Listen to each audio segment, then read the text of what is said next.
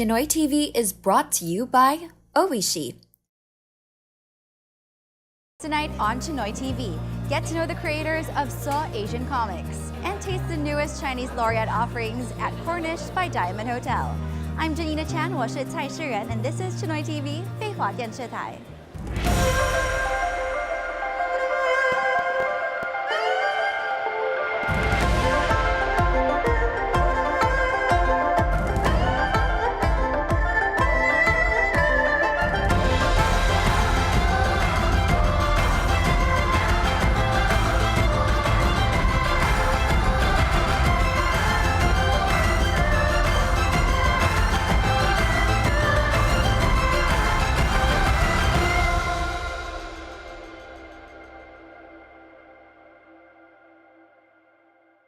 They say that some of the best ideas come as jokes, but for the creators of So Asian Comics, it was the start of their journey.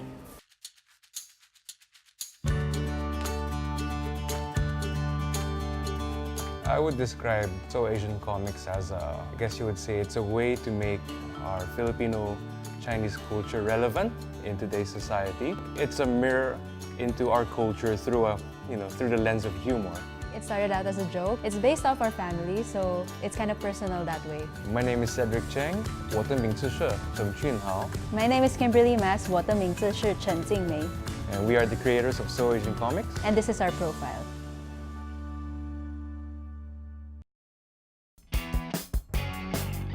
The backstory of that was I went to this Filipino Chinese retreat. Little did I know that people, they go there to meet potential partners in life. Although I was really there for the Lord, I saw people that I know who are from other churches. Like, oh, so why are you here? It's like, oh, my mom forced me to go here. I'm like, oh, why is that?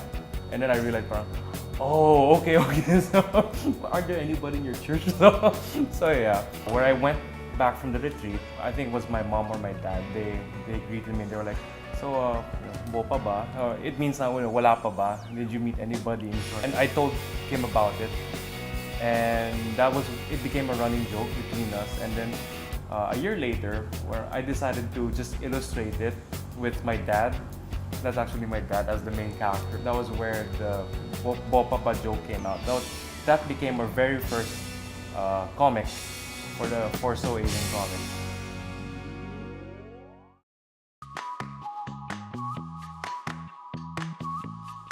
I think there were some initial struggles. It was more of how should we execute it? Should we make it a narrative or should we make it like a slice of life thing? But I guess the main struggle would be how to execute it properly, how to make it, a bit more sensitive to readers that aren't Chinese. Churning out ideas, that's really hard itself. How to make it funny, how to make it relevant, and how to make it, shareable.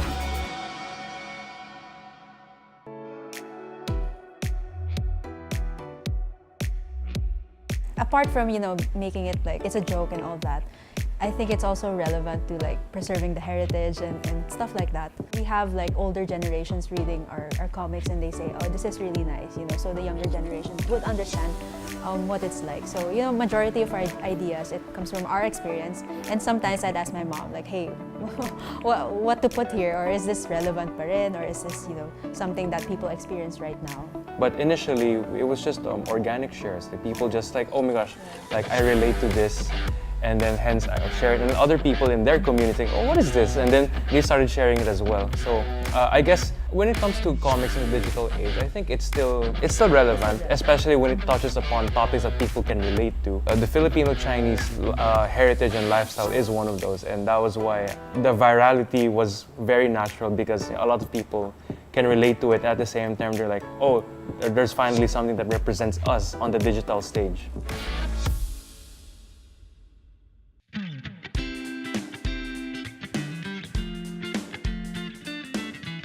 We actually have a lot of non-Chinoy readers, so we didn't expect that. They would tell us, it makes me appreciate your culture even more. It's lighter, it's more relevant, it's more, I guess, millennials. The merchandise that we put out, and so as the comics as well, a lot of our non-Chinese readers, they would tag their Filipino-Chinese friends, like, hey, this is you, reminds me of you. Or sometimes when we put out our sticker packs, for example, they will buy it for them. Oh, I'm buying this for my Filipino-Chinese friends.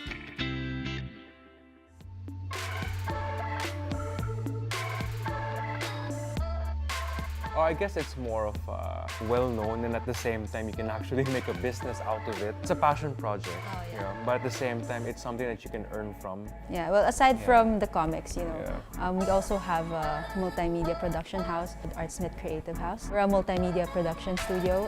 We do everything from branding, graphic design, website. Our most popular one would have to be like photography and animation, as well as videography. This year was actually pretty good for us. So I guess it's an achievement for us to start out something from scratch. I guess it's very tiring, but very rewarding at the same time.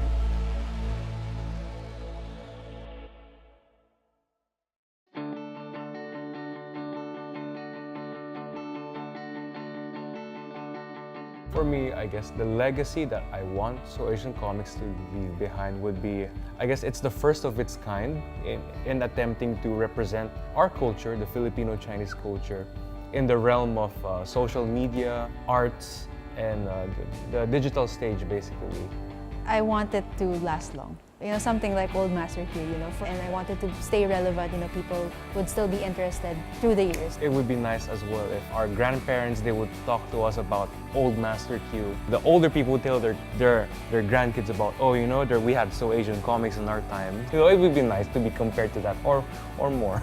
So Asian Comics. As your mama would say, don't forget your culture. So Asian Comics, as my mom would say, don't forget your culture. My name is Cedric Cheng. 我的名字是郑俊豪. My name is Kimberly Mas. 我的名字是陈静梅. And we are the creators of So Asian Comics. And this is our profile.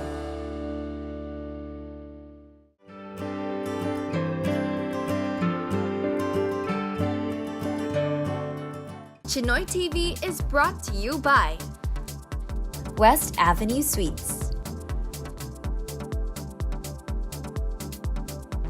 Blue Water Day Spa, Oishi, Nation for Complete Waterline UPVC Philippine Valve Manufacturing Company, Albert Abaya,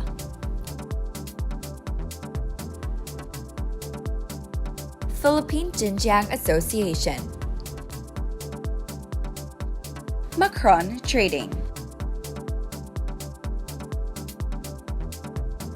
Gyokyan Garcia, BA Securities, your trading partner in Asia Pacific.